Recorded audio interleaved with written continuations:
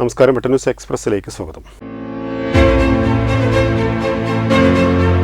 വൈദ്യുതി മുടങ്ങി പ്രദേശമാകെ ഇരുട്ടിലായി 6 ദിവസം പിന്നിട്ടതോടെ പുറത്തൂർ KSEB സെക്ഷൻ ഓഫീസിൽ നാട്ടുകാർ പ്രതിഷേധവുമെത്തി. ശക്തമായ മഴയും കാറ്റും തുടങ്ങിയതോടെയാണ് പുറത്തൂർ സെക്ഷന് കീഴിൽ പലയിടത്തും വൈദ്യുതി ഇല്ലാതായത്.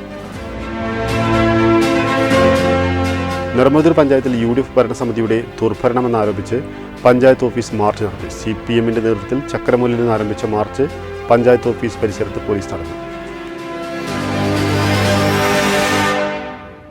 തിരൂർ നഗരസഭ, തലക്കാട്, വെട്ടം പഞ്ചായത്തുകളിൽ LSS, USS കിട്ടിയ വിദ്യാർത്ഥികളെ തിക്കപ്പൂരിൽ പ്രവർത്തിക്കുന്ന കോപ്പറേറ്റീവ് അക്കാദമിയുടെ നേതൃത്വത്തിൽ അനുമോദിച്ചു. North east Thrikkandoor residence welfare association SSLC, +2, LSS, USS പരീക്ഷകളിൽ ഉന്നത വിജയം കരസ്ഥമാക്കിയ പ്രതിഭകളെ ആദരിച്ചു.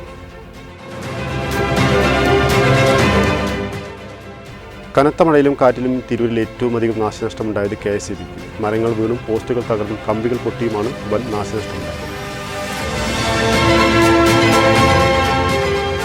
പാർട്ടിയുമായി ഇടഞ്ഞു നിന്ന IP ഷാജിറയെ അടുപ്പിച്ച് ലീഗ് നേതൃത്വം. മുസ്ലിം ലീഗ് സ്ഥാനാർത്ഥിക്കെതിരെ മത്സരിച്ച് വിജയിച്ച IP ഷാജിറയ്ക്ക് മുസ്ലിം ലീഗ് അംഗത്വം നൽകി. അൻസാർ അറബി കോളേജിൽ സർവീസിൽ നിന്ന് വിരമിക്കുന്ന അമീദ് പറമ്പൻ, T. സംസുദ്ദീൻ, അഷറഫ് എന്നീ ഓഫീസ് ജീവനക്കാർക്ക് മാനേജ്മെൻറ്റും സ്റ്റാഫും സംയുക്തമായി യാത്രയയപ്പ് നൽകി. തിരൂരിലെ കലാകാരന്മാരുടെ കുടുംബ കൂട്ടായ്മയായ തിരൂർ ആർട്സ് സൊസൈറ്റി 2025 മെയ് മാസ പ്രോഗ്രാമും നാടകവും കൈത്താകും സംഗീത പരിപാടിയും 31 ശനിയാഴ്ച വൈകിട്ട് തിരൂർ സാംസ്കാരിക സമുച്ചയത്തിൽ സംഘടിപ്പിക്കും.